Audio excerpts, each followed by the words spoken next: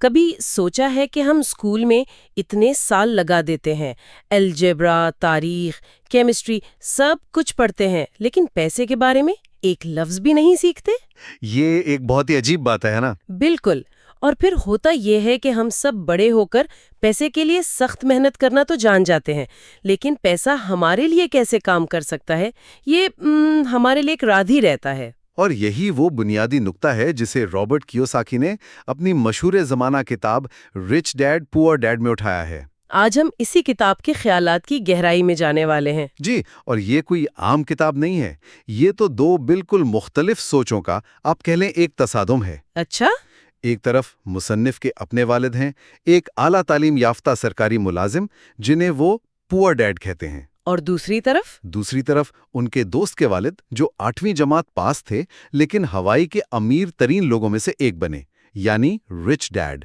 تو آج ہمارا مقصد صرف اس کتاب کا خلاصہ بیان کرنا نہیں ہے، بلکہ ہم اس کے جو بنیادی اسباق ہیں انہیں آج کے دور کے حساب سے پرکھنے کی کوشش کریں گے۔ بالکل، کہ اثاثے اور واجبات یعنی ایسٹس اور لائبلٹیز آخر ہیں کیا؟ امیر لوگوں کا پیسے کے بارے میں مائنڈ سیٹ مختلف کیوں ہوتا ہے، اور سب سے اہم، مالی آزادی کے لیے ہمیں اپنی سوچ کو کس طرح بدلنا پڑ سکتا ہے۔ تو چلیں اس دلچسپ موضوع پر ذرا تفصیل سے بات کرتے ہیں۔ تو شروعات ان دو باپوں کے فلسفے سے کرتے ہیں۔ ایک طرف ہیں غریب والد جو پڑھے لکھے ہیں، پی ایچ ڈی ہیں اور ایک محفوظ سرکاری نوکری کرتے ہیں۔ جی، ان کا مشورہ کیا ہوتا تھا؟ اچھی طرح پڑھو تاکہ تمہیں ایک اچھی اور محفوظ نوکری مل سکے۔ بالکل، یہ وہ مشورہ ہے جو ہم میں سے اکثر نے سنا ہے۔ غریب والد کا سارا فلسفہ تحفظ پر مبنی تھا۔ وہ کہتے تھے پیسے کے معاملے میں رسک مت لو۔ یعنی سیف کھیلو۔ جی، ان کے لیے پینشن، میڈیکل انشورنس اور نوکری کا تحفظ یہی سب کچھ تھا، اور ان کے نزدیک ہمارا گھر ہمارا سب سے بڑا اثاثہ ہے۔ یہ تو بہت روایتی سوچ ہے۔ بہت زیادہ۔ اور دوسری طرف ہیں امیر والد، زیادہ پڑھے لکھے نہیں، لیکن ان کا فلسفہ بالکل الٹ ہے۔ وہ کیا کہتے تھے؟ وہ کہتے تھے رسک لینا اور اسے مینج کرنا سیکھو۔ ان کے نزدیک نوکری کا تحفظ ایک وہم ہے۔ اور سب سے چونکا دینے والی بات جو وہ کہتے تھے وہ یہ تھی کہ میرا گھر ایک اثاثہ نہیں، ایک ذمہ داری یعنی لائبلٹی ہے۔ جی، یہ دونوں سوچیں زمین آسمان کا فرق رکھتی ہیں۔ اور یہی فرق شاید ان کے مالی مستقبل کا تعین کرتا ہے۔ بالکل، غریب والد کی ساری زندگی مالی پریشانیوں میں گزری، جبکہ امیر والد مزید امیر ہوتے گئے۔ کیوساکی کہتے ہیں کہ مسئلہ تعلیم یا محنت کا نہیں، بلکہ پیسے کے بارے میں آپ کے رولز یعنی اصولوں کا ہے۔ اچھا، تو اصول مختلف تھے؟ دونوں باپوں کے اصول بالکل مختلف تھے، اس لیے نتائج بھی ظاہر ہے مختلف نکلے۔ یہیں سے کتاب کا پہلا اور شاید سب سے مشہور سبق نکلتا ہے۔ کون سا؟ غریب اور متوسط طبقہ پیسے کے لیے کام کرتا ہے، جبکہ امیر لوگ پیسے سے اپنے لیے کام کرواتے ہیں۔ یہ سننے میں تو بڑا اچھا لگتا ہے، لیکن اس کا عملی مطلب کیا ہے؟ اس کا مطلب ہے ریٹ ریس، یعنی چوہوں کی دوڑ سے باہر نکلنا۔ ذرا اس چکر کو سمجھیں۔ ٹھیک ہے۔ ایک عام انسان صبح اٹھتا ہے، کام پر جاتا ہے، مہینے کے آخر میں تنخواہ لیتا ہے، اس سے اپنے بل، گھر کی قسطیں اور کریڈٹ کارڈ کی واجبات ادا کرتا ہے۔ روزمرہ کی زندگی۔ جی، اگر کچھ پیسے بچ جائیں تو وہ کوئی نئی چیز خرید لیتا ہے، پھر اگلا مہینہ شروع ہو جاتا ہے اور یہ چکر چلتا رہتا ہے۔ اور اگر تنخواہ بڑھ جائے تو اخراجات بھی اسی حساب سے بڑھ جاتے ہیں۔ بالکل۔ بڑی گاڑی، بڑا گھر اور بڑے بل، تو انسان اسی دائرے میں گھومتا رہتا ہے، بالکل اس چوہے کی طرح جو پہیے میں بھاگتا رہتا ہے لیکن پہنچتا کہیں نہیں۔ آپ نے بالکل صحیح پکڑا، اور یہ چکر دو بنیادی انسانی جذبات پر چلتا ہے۔ خوف اور لالچ۔ وہ کیسے؟ ایک طرف تو یہ خوف ہے کہ اگر ہم نے کام نہ کیا تو بل کیسے ادا ہوں گے، گھر کیسے چلے گا؟ صحیح۔ اور دوسری طرف جب تنخواہ آتی ہے تو لالچ ہمیں اکساتا ہے کہ ہم وہ تمام چیزیں خرید لیں جن کی ہم خواہش کرتے ہیں۔ کیوساکی کہتے ہیں کہ زیادہ پیسہ اس مسئلے کا حل نہیں ہے جب تک آپ اس چکر کے پیچھے کی نفسیات کو نہ سمجھیں۔ کتاب میں وہ ایک بڑا دلچسپ واقعہ سناتے ہیں کہ کیسے ان کے امیر والد نے انہیں 9 سال کی عمر میں یہ سبق سکھایا۔ جی، وہ 10 سینٹ والا واقعہ۔ ہاں، انہوں نے کیوساکی کو اپنی ایک دکان پر ہفتے میں 3 گھنٹے کام کرنے پر رکھا، اور تنخواہ تھی صرف 10 سینٹ فی گھنٹہ۔ نہ ہونے کے برابر۔ کچھ ہفتوں بعد جب کیوساکی نے کم تنخواہ کی شکایت کی تو امیر والد نے تنخواہ بالکل ختم کر دی۔ انہوں نے کہا اب تم مفت میں کام کرو گے۔ یہ ایک بہت غیر روایتی سبق تھا۔ اس کا مقصد کیوساکی کو تنخواہ کے جال سے نکالنا تھا۔ مطلب؟ امیر والد چاہتے تھے کہ ان کا دماغ پیسے کے لیے کام کرنے کے بجائے پیسہ بنانے کے مواقع تلاش کرنا شروع کرے۔ اچھا۔ جب آپ کو تنخواہ نہیں مل رہی ہوتی تو آپ کا دماغ مجبوراً ان طریقوں کے بارے میں سوچنا شروع کر دیتا ہے جو آپ کے ارد گرد موجود ہیں لیکن نظر نہیں آتے۔ تو پھر انہوں نے کیا کیا؟ انہوں نے اور ان کے دوست نے مل کر پرانی کامک بکس سے ایک لائبریری بنا لی اور اس سے پیسے کمانا شروع کر دیے۔ واہ! انہوں نے پیسے کے لیے کام نہیں کیا بلکہ ایک ایسا سسٹم بنایا جو ان کے لیے پیسے کما رہا تھا۔ ٹھیک ہے، تو پہلا قدم ہے اس ریٹ ریس والی سوچ سے باہر نکلنا۔ لیکن اس کے بعد کیا؟ پیسے کو اپنے لیے کام پر لگانے کا اصل طریقہ کیا ہے؟ اور یہاں کتاب کا وہ بنیادی اصول آتا ہے جسے سمجھنا سب سے ضروری ہے۔ اور وہ کیا ہے؟ جی، اور وہ اصول ہے مالی خواندگی، یعنی فائنینشیل لٹریسی۔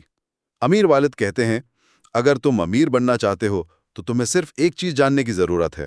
صرف ایک چیز؟ جی، اثاثوں اور واجبات کے درمیان فرق، اور پھر ساری زندگی اثاثے خریدتے رہو۔ کتاب میں اس کی تعریف بہت ہی سادہ دی گئی ہے۔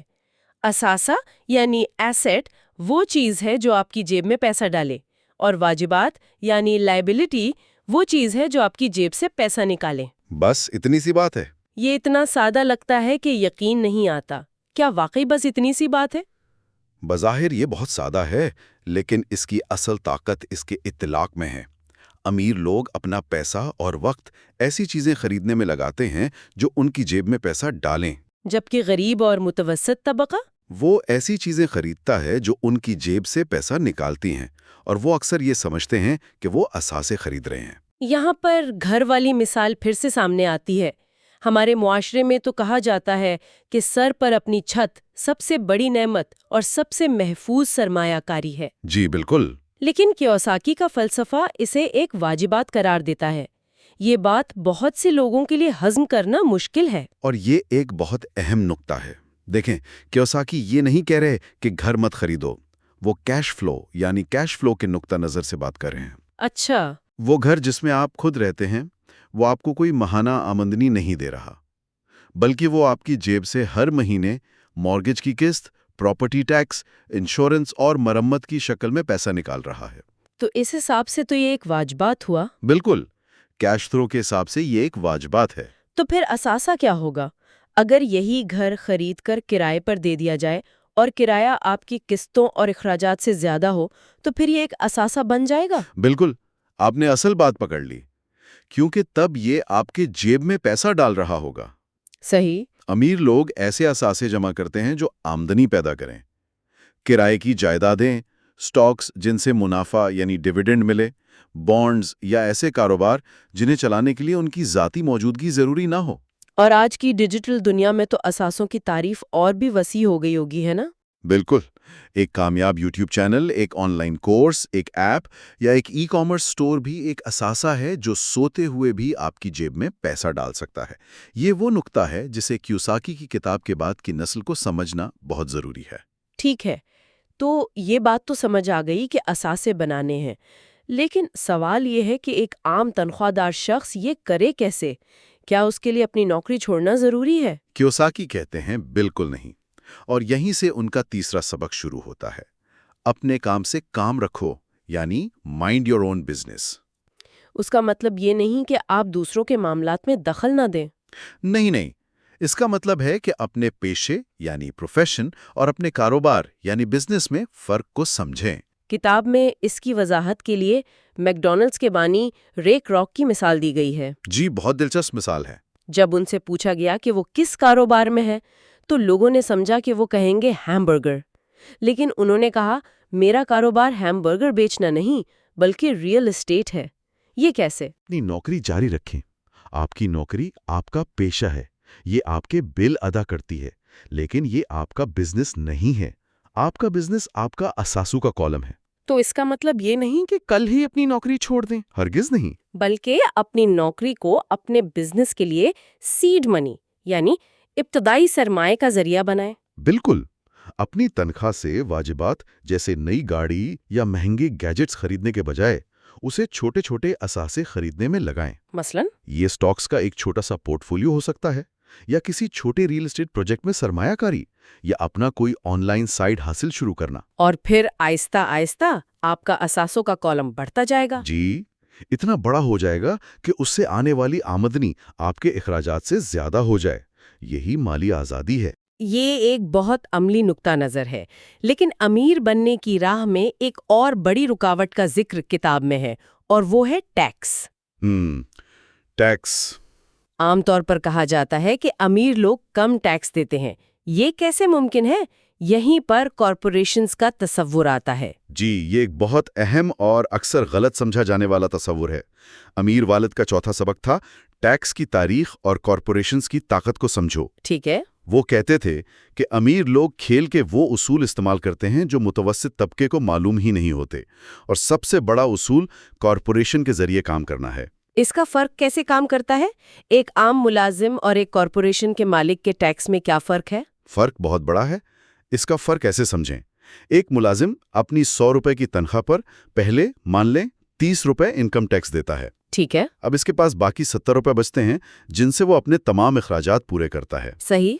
इसके बरक्स एक कॉरपोरेशन पहले 100 रुपए कमाती है, फिर वो इसमें से अपने तमाम कारोबारी अखराजात अदा करती है। जैसे कि गाड़ी का पेट्रोल, दफ्तर का किराया, फोन का बिल। यहाँ तक कि बिजनेस मीटिंग्स के खाने का खर्चा भी। फर्ज करें ये अखराजात 50 रुपए हैं। तो अब कॉरपोरेशन के पास 50 रुपए का मुनाफा बचा। बिल्कुल, और टैक्स उस बच जाने वाले मुनाफे पर लगेगा, पूरी आमदनी पर नहीं। अच्छा, तो ये बज़ाहिर छोटी सी तब्दीली तवील मुद्दत में दौलत बनाने में बहुत बड़ा किरदार अदा करती है। बहुत बड़ा। लेकिन क्या ये सब कानूनी है? ये तो एक तरह से सिस्टम को अपने फायदे के लिए इस्तेमाल करने जैसा लगता है। ये 100% कानूनी है। ये कोई लूप होल नहीं, बल्कि ये सिस्टम ऐसे ही डिजाइन किया गया है। क्यों? हुकूमत एक कारोबार और सरमायाकारी की हौसला अफजाई करना चाहती हैं, क्योंकि उससे मईशत चलती है और नौकरियां पैदा होती हैं। इसलिए वो कारोबारों को टैक्स में ये रियायतें देती हैं। और ये बातें हमें स्कूल में नहीं सिखाई जाती। मसला यही है, हमें सिर्फ एक अच्छा मुलाजिम बनना सिखाया जाता है। तो ये सब मालियाती जहानत यानी फाइनेंशियल आईक्यू का हिस्सा है। कियोसाकी के मुताबिक ये सिर्फ होशियार होने की बात नहीं, बल्कि इसके 4 मखसूस हिस्से हैं। जी, वो फाइनेंशियल आईक्यू को 4 सुतूनों पर खड़ा करते हैं। पहला है अकाउंटिंग, यानी माली खानदगी। ये नंबर्स की जुबान को पढ़ने और समझने की सलाहियत है। यानी बैलेंस शीट वगैरह समझना। बिल्कुल। ये आपको किसी भी कारोबार की माली सेहत, उसकी ताकत और कमजोरियों को एक नज़र में समझने में मदद देती है। दूसरा है सरमायाकारी, यानी पैसे से पैसा बनाने का इल्म। जी, ये जानना कि कहाँ, कब और कैसे सरमायाकारी करनी है ताकि आपका पैसा आपके लिए काम करे। ठीक है। तीसरा स्तुतून क्या है?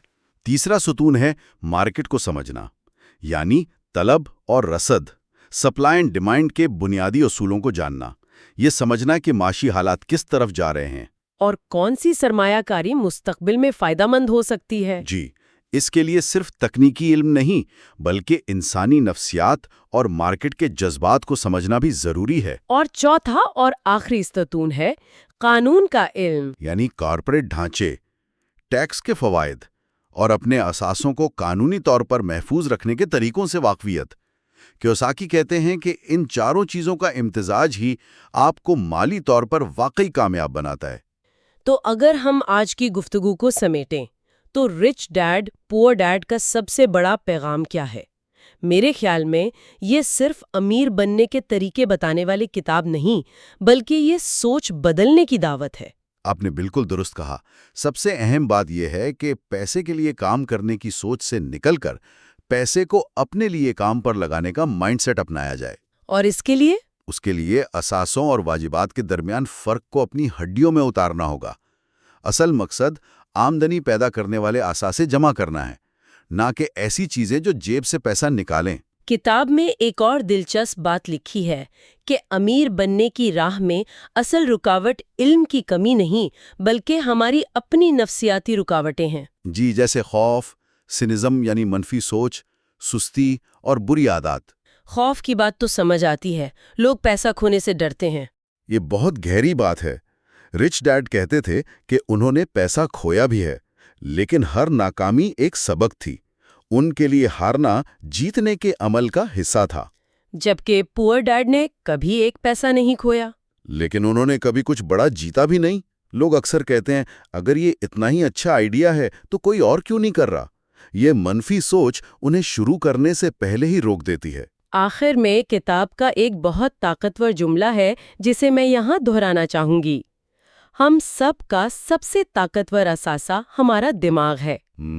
اگر اسے اچھی طرح تربیت دی جائے تو یہ بہت زیادہ دولت پیدا کر سکتا ہے، اور ایک غیر تربیت یافتہ دماغ شدید غربت بھی پیدا کر سکتا ہے۔